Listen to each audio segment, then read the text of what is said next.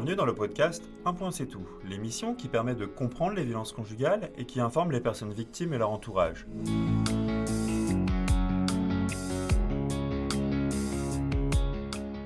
Je suis Adrien Boulogne, cofondateur de EU, une entreprise qui crée des contenus de sensibilisation et de formation sur des sujets sociétaux, et ce à destination du monde du travail. Justement, nous avons développé un dispositif d'information sur les violences conjugales, et c'est en parallèle de celui-ci que nous vous proposons ce podcast.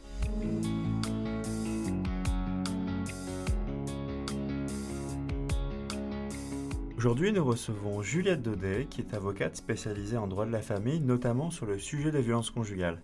Bonjour Juliette, merci d'accepter de témoigner aujourd'hui sur ce podcast. Alors, est-ce que vous pouvez, pour commencer, m'en dire un peu plus sur votre parcours, ce qui vous amène à travailler sur le sujet des violences conjugales, le droit de la famille plus généralement?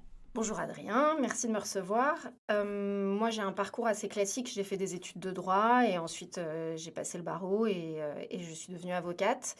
J'ai commencé dans un cabinet qui faisait vraiment que du droit de la famille, mais depuis que je suis toute jeune, je suis hyper intéressée, passionnée par les sujets relatifs à la cause des femmes. Et donc pendant mes études, pour mon master 2, j'avais déjà fait un mémoire sur les violences conjugales, donc c'était un sujet qui me tenait à cœur. Alors après avoir été collaboratrice pendant 2 ans, j'ai posé ma plaque et là, j'ai commencé à démarcher un peu des associations, d'aide aux femmes victimes et donc notamment, l'association Elles Imaginent et c'est comme ça que j'ai, presque, majoritairement axé mon activité sur cette problématique-là. Ok.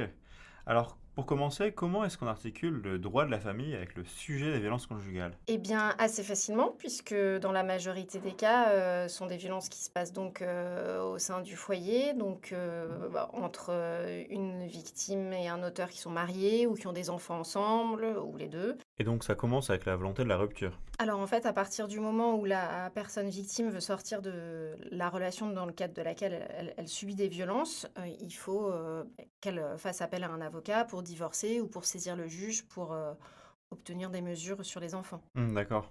On entend beaucoup dans les médias depuis quelques années parler de ce sujet-ci, notamment parce qu'il y a de plus en plus peut-être de lois qui viennent le traiter. Comment vous qualifiez l'évolution législative sur ce sujet? Alors, c'est sûr qu'on en parle beaucoup dans les médias et que, de fait, la loi essaie de suivre. L'évolution législative, elle est utile, mais en fait, en réalité, c'est pas tellement le problème parce qu'on dispose déjà des outils juridiques, des outils légaux pour, pouvoir protéger les victimes, mettre en place la répression, vis-à-vis des auteurs. Donc les moyens, on les a. En réalité, moi, je trouve que le plus difficile à faire changer, c'est les mentalités, les préjugés, les visions des gens et donc notamment des magistrats, des juges et des policiers et c'est ça qui est vraiment compliqué, en fait. Oui, c'est ce qu'on appelle la double peine. Quand on est déjà victime d'un schéma d'emprise et qu'on sait à quel point c'est difficile de se lancer dans une procédure juridique, être doublement victime des préjugés des personnes qui sont censées nous écouter et nous juger, ça peut rendre très compliqué les choses. Est-ce que c'est quelque chose que vous observez de votre côté? Ah oui, ça complètement. Complètement parce qu'effectivement, en général, quand la personne vient me voir, quand la plupart du temps c'est des femmes, donc quand quand la dame vient me voir, c'est vrai elle a très peur d'initier, des démarches, judiciaires. Elle se sent très coupable, surtout si c'est le père de ses enfants, parce qu'elle a l'impression que c'est elle qui va le mettre en prison ou le couper de ses enfants et quand enfin elle arrive à trouver le courage pour aller parler, devant les juges, les policiers et cetera et qu'on lui oppose, des réactions du type, «Mais pourquoi vous êtes resté si longtemps?» ou «Pourquoi vous avez fait des enfants avec ce monsieur-là?» ou voilà, c'est extrêmement violent à vivre. Mmh. Là, on évoque la question des gendarmes et des policiers notamment. Pourtant, j'ai l'impression qu'il y a quand même de plus en plus de formations qui se développent. Comment on évolue sur la question? Alors oui, c'est vrai que, on a beaucoup critiqué, la prise de plainte, par les policiers, et aussi les gendarmes. Alors, c'est vrai qu'il y a encore des choses à faire, mais ça a quand même pas mal bougé parce qu'il y a des formations qui ont été mises en place pour les policiers et notamment à Paris, on est extrêmement bien lotis parce que, il y a une bonne formation et puis surtout il y a, à peu près dans tous les commissariats, une psychologue, un intervenant social qui peut faire, le relais en fait entre, la victime et la police. Il y a des brigades spécialisées dans les commissariats, des brigades locales de protection de la famille. Donc, je fais le lien quand même entre le fait qu'on est bien loti à Paris parce que les échos que j'ai en province ou en grande banlieue sont malheureusement pas toujours le cas, donc il y a encore du travail, mais c'est vrai que ça bouge.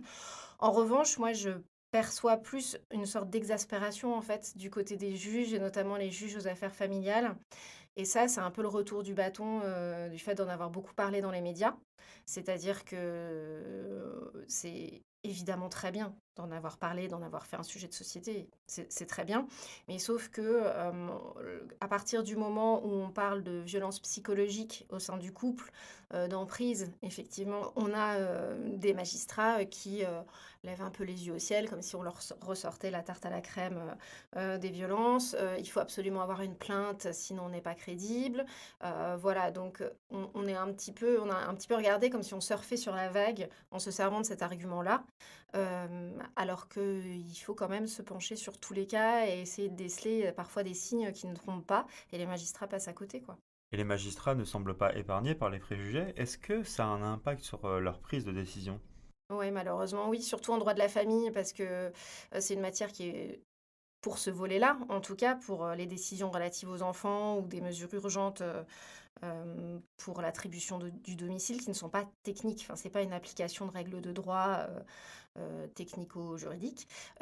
Donc l'histoire du magistrat, sa sensibilité, ses convictions politiques, malheureusement peuvent entrer en ligne de compte, hein. Hmm, bien sûr. Si on reprend un peu le processus d'une personne qui vient vous voir, alors pourquoi déjà on vient vous voir et ensuite quelles sont les différentes étapes? Alors en général, on vient me voir soit parce que, on a subi une scène de violence, physique forte qui fait qu'on a été, amenés dans un commissariat et donc à partir de là, les policiers conseillent d'aller voir un avocat, souvent. Soit parce que, elles ont été orientées par une association, en fait, qui leur a conseillé d'aller voir un avocat et en général, c'est parce que, elles veulent, initier une procédure. Alors, soit une procédure de divorce pour laquelle il faut obligatoirement un avocat, donc elles n'ont pas le choix, soit parce qu'elles sont vraiment dans une situation d'extrême urgence où une plainte vient d'être déposée, il y a une situation de violence, physique très forte et il faut demander une ordonnance de protection et là, c'est vrai que quand même, il vaut mieux avoir un avocat pour ça. Ok, d'accord. Donc vous, vous aidez à enclencher ces démarches, ça se concrétise comment? Oui, tout à fait. Alors ça se concrétise, déjà de façon très pratique par un premier rendez-vous à mon cabinet, qui peut être, un peu long parce qu'il faut une certaine, mise en confiance de la dame, qui vient me voir. C'est pas évident de parler de sujets intimes, surtout quand c'est la première fois, qu'on a honte et puis c'est encore une fois, parfois extrêmement intime, donc c'est pas facile et puis il faut sortir aussi de cette culpabilité pour elle, c'est-à-dire, souvent, c'est mon rôle un peu de leur dire, «En fait, c'est pas de votre faute, c'est pas à cause de vous que vous en êtes là, mais c'est à cause de lui». Donc il y a un peu un travail, bon, vaguement psy aussi pour le coup, pour la pousser à sauter le pas de la procédure et ensuite, après, ce qui est compliqué aussi, c'est que, alors que c'est elle qui est victime, qui a subi des actes, graves, c'est à elle de prouver ce qu'elle a vécu et ça, c'est compliqué parce que, encore une fois, la victime, pour le coup, a l'impression qu'elle doit se justifier, bon, ce qui est d'ailleurs est le cas et qu'il faut prouver tout ce qu'elle dit et donc moi, mon rôle, c'est à la fois de lui faire comprendre que ce qu'elle vit est grave et qu'il faut y mettre fin et qu'on a des juges, des outils juridiques pour ça et en même temps, lui demander des preuves, des messages, des SMS, des certificats médicaux, des témoignages et cetera. Donc en général, ça fait, quand même beaucoup de choses pour une victime quand elle sort de mon cabinet, parce qu'elle a une liste de documents à me ramener et que, elle est déjà en détresse psychologique, les conditions matérielles sont pas toujours simples, financières non plus et en plus, il faut qu'elle court à droite à gauche pour, me ramener des documents. Mais moi, pour le coup, si j'ai pas de documents, là, le magistrat, j'arriverai pas à le convaincre et c'est normal, il faut quand même que j'ai des preuves.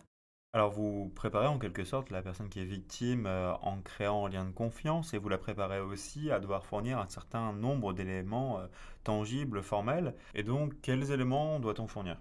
Alors, ces éléments, ils prennent différentes formes, en fait. C'est vrai que maintenant, pour tout ce qui est, violence psychologique, il y a certains auteurs qui, sont tellement dans la pulsion, qu'ils se réfrènent absolument pas pour tout ce qui est, SMS, messages, WhatsApp et cetera, ou les appels téléphoniques, on effectivement, quand on a un journal d'appel où une personne vous a appelé 55 fois en 30 minutes, bon, ou si c'est des messages très autoritaires, où tu es, qu'est-ce que tu fais, avec qui tu es, pourquoi t'es pas à la maison, ou de culpabilisation sur les enfants, les devoirs sont encore pas faits, c'est de ta faute, il a pas mangé, qu'est-ce qui se passe, et cetera. Là, pour le coup, il suffit de faire des captures d'écran avec la date et des messages et on peut les produire sans problème devant les magistrats. Il y a plus besoin de les faire acter par huissier, et cetera. Donc ça peut être des preuves assez importantes, souvent dont la victime, ne se rend pas compte elle-même parce qu'elle est tellement la tête dans le guidon, elle est tellement habituée à ce qu'on lui parle comme ça, qu'il faut que je demande toujours, moi, à jeter un coup d'œil sur les messages pour lui dire: «Bon, bah, voyez, ça peut m'être utile, il faut faire une capture d'écran, il faut le garder». Après, il peut y avoir effectivement, quand il y a des traces physiques, des photos, mais les photos sont pas forcément toujours hyper probantes, dans la mesure où on ne sait pas qui a fait qui a fait causer ces blessures-là. Il y a tout ce qui est, procès-verbaux de la police, main courante, plaintes qui me sont utiles, les certificats médicaux, les attestations, de suivi d'association aussi qui peuvent m'être bien utiles et puis les attestations de l'entourage. Alors, l'entourage en général, évidemment n'assiste pas aux scènes de violence en elles-mêmes parce que, ça se passe, dans le huis clos familial une fois que les portes sont fermées donc il y a pas de témoins. C'est d'autant plus difficile que la plupart du temps on me dit: «Mais, vous savez maître, c'est quelqu'un de très séduisant, il parle très bien, il est très charmeur donc dehors il y a aucun problème, c'est le mari parfait». Mais en fait, on peut quand même arriver à avoir des attestations, de l'entourage qui ont constaté, la dégradation de l'état psychologique de la personne, de la victime et notamment ses réactions quand elle est au travail et que, bah, son mari n'arrête pas de l'appeler et qu'elle devient toute blanche, qu'elle tremble, qu'elle répond au téléphone d'une toute petite voix tremblotante. Ça, c'est des choses dont, finalement des gens, qui on n'avait pas pensé peuvent, totalement attester. Ou, des amis, des voisines qui l'ont accueillie, parce qu'au milieu de la nuit, il a fallu qu'elle parte de chez elle avec les enfants sous le bras et cetera. Ce sont des gens qui effectivement n'ont pas vu les coups, mais c'est quand même pas anodin, d'ouvrir sa porte à 3 heures du matin à sa voisine, quoi. Donc c'est ce genre d'éléments qui sont importants. C'est facile pour les victimes d'obtenir des témoignages. Alors plus ou moins, parce que déjà il faut les demander et c'est pas évident, d'aller demander ce genre de témoignage parce qu'on raconte un peu sa vie, on n'a pas envie, de le faire et après, il y a certaines personnes qui sont assez frileuses, qui ont pas envie d'intervenir, «Je me mêle pas des histoires des autres, ça me regarde pas», et cetera.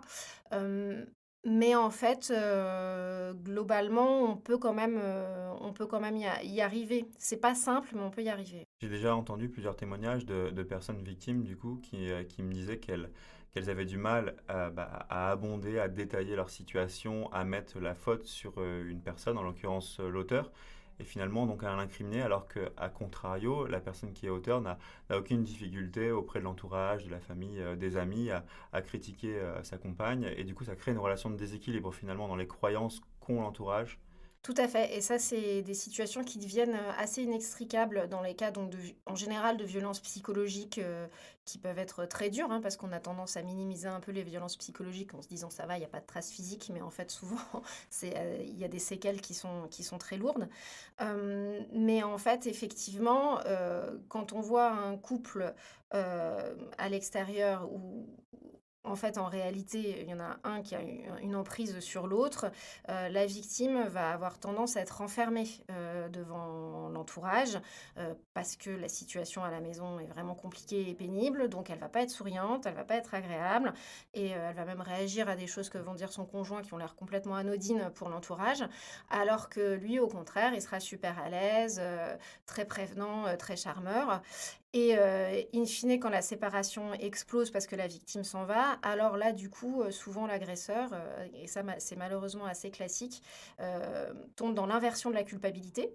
Donc il peut, dire que, bah, en réalité, c'est la victime qui est hystérique, qui est violente, qui ne cesse de le dénigrer, de l'humilier auprès des enfants, et c'est lui qui a fait tout ce qu'il fallait pour, supporter tout ça et maintenant, c'est lui la victime. Donc ça, on l'a beaucoup ce discours-là, On ouais. en revient au sujet des preuves et parfois les auteurs ont plus de preuves que les victimes, des preuves falsifiées en quelque sorte, hein.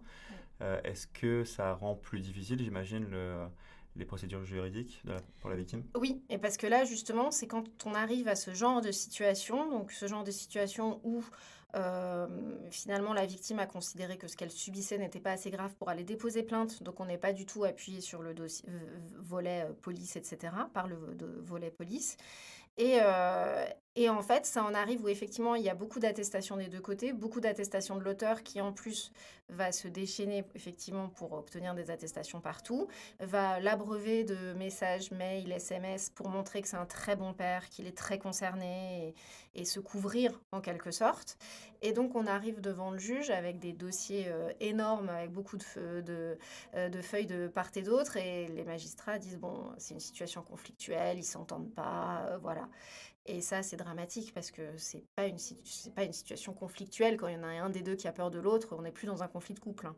Oui, c'est le caractère finalement manipulateur de l'auteur qui Mmh. vient complexifier les décisions. Ouais, tout à fait et donc c'est là où effectivement, il faut avoir des magistrats, suffisamment fins et perspicaces pour comprendre ce qui est mis en place et que c'est pas juste, un couple, qui, se lance des assiettes à la figure, mais qu'on a une vraie situation d'emprise et quand il y a des enfants au milieu, c'est absolument dramatique parce que, cette emprise-là, du papa, elle continue sur les enfants. Alors comment vous accompagnez des personnes victimes qui parfois ont du mal, ne serait-ce qu'avec la longueur des procédures et puis avec l'idée même de devoir se justifier et incriminer l'auteur de la violence conjugale? Alors c'est vrai que c'est compliqué parce que la victime, quand elle va chez un avocat, elle attend beaucoup de choses de son avocat. Moi, on m'a déjà dit qu'on attendait que je la reconstruise, que je change le père de ses enfants. Ça, non, en fait, moi, je suis juste avocate. Je suis pas superwoman, donc j'ai pas de super pouvoir. Donc on projette beaucoup de choses sur l'avocat, sur la justice, parce que c'est vrai que la seule personne qui peut faire quelque chose pour elle, en réalité, c'est un juge qui peut mettre des barrières juridiques. Et donc parfois la justice n'est pas à la hauteur, n'est pas exactement encore une fois comme elle voudrait, donc il y a une grande déception, qui peut se transformer en colère, colère contre son avocat notamment. Et effectivement, il faut, je pense, toujours beaucoup parler, beaucoup expliquer, en fait. Et c'est très important d'être dans la transparence, je pense, avec ses clients sur la façon dont fonctionne la justice et surtout sur ce que je peux faire et ce que je ne peux pas faire, pour ne pas les maintenir dans cette illusion que ça va être très rapide, le problème va être réglé et dans 3 mois, elle sera débarrassée du père de ses enfants. Ça, c'est pas vrai. Il faut surtout pas créer cette illusion-là parce que, encore une fois, c'est l'atterrissage est vraiment violent pour les personnes. Alors justement, si on revient sur le fonctionnement de la justice, ce qui lance une procédure pénale, c'est une plainte. Les étapes que vous décriviez tout à l'heure, c'est amasser des preuves. Et ensuite, qu'est-ce qui se passe? Il y a généralement deux juges qui interviennent, le juge pénal, le juge aux affaires familiales. Comment ça se matérialise? Alors déjà, juste une chose, la procédure, pénale, avec une enquête de police peut commencer même sans plainte. C'est-à-dire que s'il y a une intervention des forces de police au domicile parce que les voisins ont entendu des cris, et que quand ils arrivent, ils constatent que, madame est en sang et monsieur furieux, même si elle veut pas déposer plainte parce que, elle a peur ou honte, le procureur qui est un magistrat peut tout à fait décider quand même qu'il y aura une enquête, même si elle a pas déposé plainte. Donc ça, c'est une chose et effectivement, l'enquête a lieu menée par les policiers qui font des rapports réguliers, au procureur et ensuite, à la fin de l'enquête, soit le procureur de la République décide que, bah, il y a pas assez d'éléments pour dire qu'il y a une infraction, pour dire qu'il y a un délit, donc c'est ce qu'on appelle un classement sans suite, on arrête là et l'auteur n'est donc pas un auteur, n'est pas poursuivi. Soit il considère qu'il y a suffisamment d'éléments pour, dire qu'il y a eu des violences et donc il renvoie l'auteur devant un tribunal, correctionnel et il sera jugé pour ces faits de violence-là. Mais effectivement, il sera jugé pour les faits de violence, donc avec, une peine d'emprisonnement avec sursis en général, mais le juge pénal qui va statuer ne va absolument pas prendre de décision sur les enfants ou sur l'attribution du domicile conjugal. Donc ça ne règle qu'une partie du problème. Effectivement, on a peut-être, un père qui est, extrait, par la police, du domicile, qui n'a pas le droit d'y revenir en attendant l'audience, mais qui reste le père de ses enfants, qui a toujours le droit de les voir, et donc il faut gérer cette situation-là. Et c'est à partir de là qu'effectivement, il faut basculer vers le juge aux affaires familiales, qui lui va pouvoir prendre, d'abord une mesure très urgente qui s'appelle une ordonnance de protection, qui vient s'ajouter, en plus et qui permet, d'avoir une interdiction d'être en contact avec la victime et de fixer le droit de visite, du père, dans un lieu médiatisé. Par exemple, dans une association avec des éducateurs, des psychologues, dans l'attente, d'une décision pénale, dans l'attente qu'on y voit un petit peu plus clair sur cette situation. Et après, le juge aux affaires familiales, c'est aussi donc le juge, qui acte les modalités de l'autorité parentale, donc des droits de visite du père, sur le long terme et c'est aussi le juge du divorce, surtout. Pour l'ordonnance de protection, quels sont les critères pour l'obtenir? Alors, il y a 2 critères, principaux. Le premier, c'est qu'il faut, l'existence de violences, vraisemblables et un danger actuel. Alors, le terme de vraisemblable, c'est la petite nuance juridique qui fait tout. C'est-à-dire que, on n'a pas besoin d'être sûr et certain que l'auteur a commis des violences, donc peu importe s'il n'y a pas de condamnation pénale. Il faut juste que le juge ait suffisamment d'éléments pour se dire qu'effectivement, il peut y avoir des violences. Et c'est vrai que c'est, une démonstration pour les avocats qui est différente qu'au pénal où il faut vraiment démontrer que l'infraction, que le délit est constitué. Là, il suffit de démontrer qu'il y a suffisamment d'éléments pour croire que. Et le danger actuel, effectivement, fait que c'est la raison pour laquelle il ne faut pas attendre pour saisir le juge aux affaires familiales, parce qu'un danger actuel, c'est vraiment depuis 15 jours, je le croise en bas de mon immeuble, il me menace, je reçois plein de SMS, etc. Et qui fait que moi et mes enfants, moi ou mes enfants, on est en danger. Et il y a d'autres dispositifs à part l'ordonnance de protection pour éloigner l'auteur qui serait trop oppressant malgré le divorce ou malgré la séparation? Alors non, c'est-à-dire que l'autre dispositif, c'est dans le cas où il y a eu une enquête pénale et où il est renvoyé devant le tribunal correctionnel. Effectivement, là, il peut être placé sous contrôle judiciaire et ça veut dire que donc parmi ce contrôle judiciaire, il a comme obligation de ne pas être en contact avec la victime. Mais ça, c'est très temporaire puisque c'est jusqu'à l'audience. Après, en guise de peine complémentaire, le tribunal correctionnel peut ordonner une interdiction d'être en contact avec la victime, effectivement, qui généralement est une interdiction qui accompagne une peine de sursis. Ce qui signifie concrètement que un homme qui est condamné à 6 mois d'emprisonnement avec sursis, mais avec une obligation, une interdiction d'être en contact avec la victime pendant 2 ans, si pendant les 2 ans il entre en contact avec sa victime quand même d'une manière ou d'une autre, hein, vraiment, ça peut juste être SMS ou via un réseau social. Normalement, légalement en tout cas, il est censé faire ces 6 mois d'emprisonnement. Ok. Si maintenant on s'attarde sur la question des enfants, il me semble qu'en droit français, on favorise, dans le cas d'une séparation, la garde partagée. Comment on fait dans le cas des violences conjugales? Alors oui, de manière générale, de toute façon, donc dans les cas de séparation de parents et sans situation de violence, effectivement, on favorise la résidence alternée, hein. Bon, après, il faut que les conditions matérielles soient possibles et que le père le veuille, mais sinon, c'est effectivement le système de résidence le plus classique en France aujourd'hui. Dans les cas de violence conjugale, c'est un système qui est effectivement pas recommandé. Euh, Pourquoi? Parce qu'il faut prendre en compte par rapport à l'enfant plusieurs choses. D'abord, le fait qu'il a assisté à des scènes de violence. Et c'est aussi une idée, qui commence à faire son chemin, dans les juridictions, mais c'est difficile. C'est l'idée que, on ne peut pas être un mari violent et un très bon papa. C'est pas possible, en fait, parce que, on va vous dire: «Oui, mais il n'a pas levé la main sur ses enfants, il n'y a jamais eu de problème, sur l'enfant». En réalité, pour un enfant, voir sa mère se faire insulter, humilier, voir sa mère avoir peur, et la voir, recevoir des gifles ou être bousculé, poussé contre les meubles, etc., c'est extrêmement violent. C'est comparable à des traumatismes d'enfants qui ont assisté à des actes de guerre. Enfin, maintenant, on commence un peu à le savoir. Il y a beaucoup de gens qui étudient ce sujet-là. Donc, il faut déjà prendre ça en compte dans la fixation du droit de visite et d'hébergement. C'est un père qui n'a pas été capable de se dire qu'un enfant témoin, que le fait que son enfant assiste à ces scènes-là, c'était extrêmement dangereux en fait pour l'équilibre de son enfant. Donc ça, c'est une première chose que nous, on doit démontrer et faire comprendre aux magistrats pour la fixation future des droits de visite du père.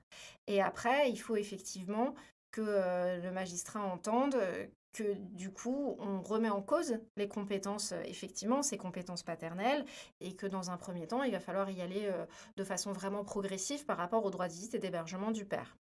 Alors, il y a une réponse à une question ministérielle qui date de 2020, je crois, qui dit clairement que en cas de violence conjugale, il ne faut pas mettre en place de résidence alternée, parce que la résidence alternée, effectivement, bon, déjà implique que le père s'occupe la moitié du temps des enfants, et puis aussi que il y ait une certaine communication entre les parents parce qu'avoir une résidence alternée, ça veut dire qu'on gère ensemble le quotidien. Donc on gère le fait qu'il faille se passer les affaires de judo, de piscine, se tenir au courant des absences des profs, etc. Et quand il y a une relation de domination, quand il y en a un des deux qui est terrorisé par l'autre ou un des deux qui se sert justement de ces petits détails concrets du quotidien pour rendre la vie comme un enfer, c'est pas possible en fait, c'est tout simplement pas possible. Et les enfants, j'imagine, même à leur insu, peuvent être l'objet de manipulation indirectement à travers la relation avec l'auteur. Ah oui, bien sûr. Et ça c'est dramatique parce que c'est très difficile à prouver, à établir. Mais c'est évident que l'auteur, parce qu'il a toujours fonctionné comme ça pendant la vie commune, donc c'est son schéma de pensée, il est comme ça, continue beaucoup à dénigrer la mère, en fait, même si elle n'est pas là. Donc ça veut dire à dire que elle est vraiment nulle, ta mère, elle est bête, elle n'a pas fait d'études, moi je vais t'aider à faire les devoirs, tu vas voir. Ou alors elle te donne à manger vraiment n'importe quoi, moi je te donne bien à manger, etc. Et jusqu'à aussi lui dire et lui faire croire que sa mère ne l'aime pas, qu'il n'y a que lui qui l'aime, etc. Et donc pour les enfants, c'est extrêmement confrontant, extrêmement dur. Et puis surtout, là pour le coup, c'est juridiquement compliqué à prouver et mettre des barrières pour l'auteur pour ça. Oui, il me semble qu'il y a aussi des situations où la garde des enfants peut complètement être retirée. Voilà, parce qu'on a donc le juge pénal, le juge aux affaires familiales et le juge des enfants, qui est là qui a une double casquette, à la fois celle de juge qui punit les mineurs qui ont transgressé la loi, mais surtout de juge protecteur des enfants qui sont en danger. Et il peut y avoir souvent des signalements faits par l'école, les services sociaux, la PMI, parce qu'on a détecté une situation de violence dans une famille et on voit que la mère ne réagit pas, qu'elle ne se sépare pas, qu'elle reste au domicile et que donc l'enfant assiste à des violences. Et on peut en arriver à des situations où le juge des enfants est saisi et où le juge des enfants va décider de placer l'enfant dans un foyer, dans une famille d'accueil, pour le protéger, là où la mère n'a pas su le protéger. Alors ça donne des situations qui sont extrêmement dures et extrêmement violentes aussi, parce que l'enfant subit la double peine pour le coup. Sachant que pour la mère, c'est évidemment aussi extrêmement violent, et ce d'autant plus que la mise en mouvement des services sociaux lui fait souvent comprendre qu'en fait, elle peut faire quelque chose, qu'elle n'est pas ligotée, bâillonnée, et qu'elle a des droits à mettre en place. Alors souvent, elle réagit, mais pour les magistrats, c'est un peu trop tard. Donc il y a quand même le placement, et après, il faut récupérer les enfants, ce qui est quand même une bataille compliquée de récupérer des enfants placés. Et puis, alors, il y a aussi des cas dont on parle de plus en plus de placement parce que, au contraire, situation inverse, la mère a dénoncé des violences conjugales et en fait, l'enquête de police n'a rien donné. Le père a été suffisamment intelligent pour se défendre comme il fallait. Donc, la situation de violence au domicile n'est pas avérée. Et alors là, pour le coup, on considère que c'est la mère qui est nocive parce qu'elle est allée mettre dans la tête de l'enfant que son père était violent alors que c'est absolument pas le cas. Donc elle dégrade l'image paternelle, etc. Et on en arrive à un placement des enfants aussi et à des situations qui sont là pour le coup complètement dramatiques parce qu'on peut tout à fait avoir des situations de violence sans preuve et les mères pour ça sont grandement stigmatisées. Et quid aussi de la question du viol conjugal, difficile à prouver ou pas? Alors oui, le viol conjugal, c'est effectivement une épineuse question parce qu'il faut savoir que dans des situations de violence psychologique et physique, il y a la majorité des cas, il y a des violences sexuelles derrière. Enfin, c'est impossible d'avoir des relations sexuelles libres, consenties et épanouies avec quelqu'un qui met une gifle à sa partenaire dès qu'elle n'est pas d'accord avec lui, en fait. Mais d'abord, ce sont des violences qui ne sont pas conscientisées, qui ne sont pas réalisées comme telles par la victime tout de suite, dont elle ne va pas parler, par conséquent, parce qu'elle considère que c'est pas des violences. Donc c'est pas quelque chose dont moi on me parle en tant qu'avocate au premier rendez-vous. Je peux poser la question, on peut me dire non, non.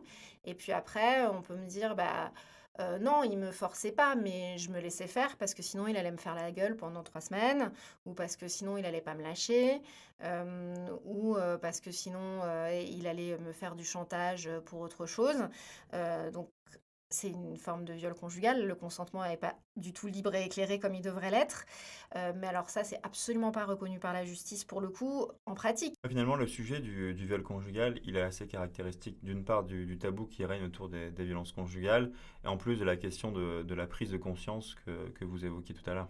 Oui, tout à fait et puis on le voit aussi beaucoup, dans les médias, tous les débats que, le mouvement MeToo a suscité. Hem, Là encore, on est sur une question de mentalité et de préjugés, hem, ce qu'on appelle le devoir conjugal pour certaines personnes, ça reste vraiment un devoir important et quand je dis certaines personnes, c'est hommes ou femmes, hein, certaines femmes pensent qu'effectivement c'est leur mari donc elles sont obligées. Il a forcément des besoins sexuels supérieurs aux siens donc elle doit céder. Et ça, c'est vraiment un travail de déconstruction, d'éducation des enfants, qui est fondamental. Vous avez observé un avant, un après MeToo? On se situe à peu près autour de 2017. Alors oui, en travaillant avec des associations, j'ai vu un avant et un après parce que, il y a eu, beaucoup plus de femmes qui se sont manifestées. L'activité de l'association, alors j'ai pas du tout les chiffres en tête, mais, je crois que ça a triplé. Enfin, on a eu vraiment, un afflux de personnes, de dames qui sont venues, parler. Ça a eu surtout un impact, je trouve, sur les jeunes filles. J'ai de plus en plus de clientes, qui subissent des violences, alors qu'elles ont une vingtaine d'années et qui n'habitent pas avec leurs petits copains, mais qui subissent quand même, des violences qu'on qualifie de conjugales, parce que c'est bien parce qu'elles ont cette relation-là avec cette personne-là que, il y a des violences et qui peuvent être des violences physiques, psychologiques et sexuelles aussi, extrêmement fortes et extrêmement impactantes. Et ça, je trouve que c'est vraiment, post-MeToo que les jeunes générations commencent à se rendre compte que, en fait, les violences conjugales, c'est pas forcément, l'image qu'on a de, la mère débordée avec les bébés, qui braillent dans les bras, quoi. Bien sûr, le fait que vous parliez des jeunes générations, ça me fait penser, mais même si ça s'applique à tout le monde, à la notion de cyberharcèlement. C'est quelque chose qui est de plus en plus présent, j'imagine? Oui, tout à fait, et alors beaucoup, justement, pour ces jeunes femmes, les violences psychologiques prennent pas mal, la forme de cyberharcèlement, mais ça peut aussi être le cas pour les femmes, voilà, plus âgées, on va dire, qui sont en couple avec des enfants et surtout maintenant dans tous les dossiers, il faut conseiller, aux clientes d'ouvrir une autre boîte mail parce que, c'est apparemment, visiblement, assez simple, de craquer une boîte mail et puis maintenant on fait plus tellement attention. Il y a l'ordinateur de la famille, la tablette, grâce à Apple, tout est connecté, les messages arrivent partout en même temps. Donc, c'est un premier problème et c'est aussi visiblement pas très compliqué de mettre ce qu'on appelle un mouchard sur les téléphones pour faire de la géolocalisation ou encore tout simplement, c'est vrai, on peut même, mettre en place des applis quand on est en vie commune et qu'on s'entend bien et qu'il y a pas de problème pour savoir un peu où est l'autre et après c'est des vrais instruments, de contrôle permanent. Donc ça fait partie, je pense, hein, d'un cyberharcèlement, qui devient, assez classique, en fait, hein. On a abordé différents types de violences, mais pas encore les violences économiques et administratives. Est-ce que ça vous parle dans le cadre de procédures judiciaires? Alors les violences administratives ou économiques, c'est vrai qu'encore une fois, elles sont assez classiques parce qu'on est dans un schéma. Enfin, il faut quand même bien avoir en tête que, quand on est dans une situation de violence, la violence prend effectivement différentes formes, mais on a quand même toujours la colonne vertébrale qui est les violences, psychologiques. Qui est le fait que, la victime est persuadée qu'elle peut rien faire sans l'autre, que de toute façon elle est nulle, elle a une image, une estime de soi absolument, dramatique, qu'elle peut rien faire, que lui il est très fort, qu'il est tout puissant, qu'il connaît tout le monde et qu'elle, elle est absolument stupide et que c'est une mauvaise mère et qu'elle est moche et qu'elle est grosse. Enfin vraiment c'est sur tous les volets-là et donc du coup, souvent effectivement on en arrive à des situations où, elle n'a pas de compte bancaire personnel. Ça, c'est quelque chose moi, personnellement, que je trouve toujours effarant, c'est que, bah, elle est absolument pas libre, et maîtresse de ses dépenses parce qu'on lui a toujours dit qu'elle avait aucune utilité. Pourquoi est-ce qu'elle aurait un compte personnel bancaire pour elle? On a le compte joint, on fonctionne comme ça, il y a aucun problème. Tu verses tout ton salaire sur le compte joint et tout va bien. Et en fait, non, parce que c'est un moyen d'avoir le contrôle, et cetera. Et puis souvent, il faut justifier toutes ses dépenses. Donc il y a des cas où effectivement, tous les soirs, monsieur vérifie, les tickets de caisse pour être bien sûr que madame dépense bien, l'argent du ménage. Ça, c'est une violence économique, le fait d'avoir un salaire et de ne pas pouvoir disposer de son salaire, ou alors effectivement, j'ai aussi eu un cas où, monsieur acceptait, une fois que le salaire de madame était versé sur le conjoint, de lui reverser seulement une petite partie, mais c'était lui qui décidait en fait du pourcentage. Donc ça, c'est vrai que c'est ce qu'on qualifie de violence économique, mais qui en réalité fait partie de tout ce processus d'isolement et de violence psychologique. Et ça peut arriver à des situations complètement dramatiques quand bah, la femme a arrêté de travailler pour élever les enfants, et qu'au moment de la séparation, quand vraiment elle en peut plus, il faut qu'elle parte, il faut qu'il s'éloigne et là, elle se retrouve à devoir assumer seule des charges, sans pouvoir, le faire, et retrouver un travail n'est pas une chose facile qu'on peut faire non plus en 3 jours. Donc on en arrive à des situations où je ne peux pas partir parce qu'en fait, je n'en ai pas les moyens et c'est extrêmement, scandaleux d'entendre ce genre, qu'on peut avoir ce genre de discours, que les femmes sont obligées d'avoir ce genre de discours parce qu'on en arrive en fait à une situation où elle est elle-même en danger, où ses enfants sont en danger et où elle peut pas partir parce qu'elle en a pas les moyens. Donc là, effectivement, on retombe sur tout le volet, social du fait qu'il faut qu'il y ait plus d'hébergement et cetera, qui est un autre volet. Et après les violences administratives, c'est aussi encore une fois, hein, une forme pour moi de violence psychologique. C'est le fait tout simplement c'est le père qui a les pièces d'identité, c'est lui qui fait les déclarations d'impôts, c'est lui quand la femme est étrangère qui a le titre de séjour, et qu'il ne lui rendra pas, tant qu'elle n'aura pas fait ci, ça et ça, ou qu'il ne lui rendra pas tout simplement parce qu'il y a pas de raison, elle en a pas besoin, c'est lui qui décide. Alors abordons maintenant la question du logement. Quand il y a situation de violence conjugale, est-ce que en tant que victime, on est obligé de quitter le logement conjugal? Est-ce qu'il y a des solutions qui existent? Alors encore une fois, on retombe sur, la question de savoir, déjà quelle est la relation dans laquelle on est, c'est-à-dire si on est marié ou si on est en concubinage ou pas. Hem Et encore une fois, dans la situation de violence dans laquelle on est. Parce que si c'est une situation de violence avec un danger actuel et qu'on peut obtenir une ordonnance de protection, cette ordonnance de protection, elle arrive dans un temps qui est extrêmement rapide pour la justice. Alors, on ne s'en rend pas forcément toujours compte dans un monde où tout va vite, mais avoir une décision de justice en 6 jours, c'est un miracle en réalité. Ça pose aussi des questions pour la défense de l'auteur qui vous dira que ça lui laisse pas le temps, lui, de se défendre. Mais en tout cas, dans des cas de violence compliquée, ça veut dire que en une semaine, la personne, si la victime, si elle est bien orientée, bien prise en charge, peut avoir une décision de justice qui fait l'obligation au conjoint de partir, voire de quitter le domicile et en plus de continuer à payer le loyer, par exemple. Parce que encore une fois, on retombe sur ces problèmes, ces problématiques matérielles très précises. Donc, il peut avoir aussi l'obligation de partir, même si c'est un bien dont il est tout seul propriétaire, dont il paye le crédit tout seul. La situation de violence fait qu'il doit partir. Alors, cette ordonnance, elle est valable 6 mois, elle est renouvelable une fois seulement. Donc, entre-temps, il faut trouver d'autres solutions. Mais pour l'extrême urgence, c'est quand même la solution qu'il faut.